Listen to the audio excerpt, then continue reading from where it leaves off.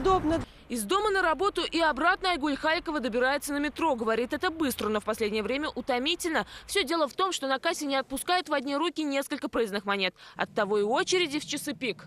Кассиры говорили, то что берите по одному жетону, потому что больше нет. Кассиры не продают, да и объяснить причины такого дефицита не торопятся, говорят пассажиры. Остается лишь сами им делать выводы. Чисто по-русски выдавать на одному. Надо один, бери один. Много народу, наверное, путешествует. Может, специально делают мало, чтобы переходили на пластиковую карту. Куда же пропадают жетоны? Казанцы уверены, что без рук гостей столицы здесь не обошлось. Так эти круглые монеты из казанского метрополитена стали любимыми сувенирами наших туристов.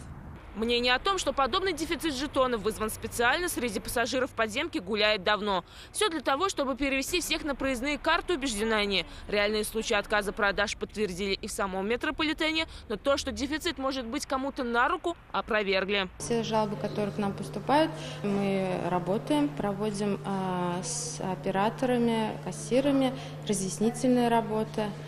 Вообще руководство метрополитена, не руководство станции метрополитена не ограничивает пассажиров в покупке проездных смарт-жетонов.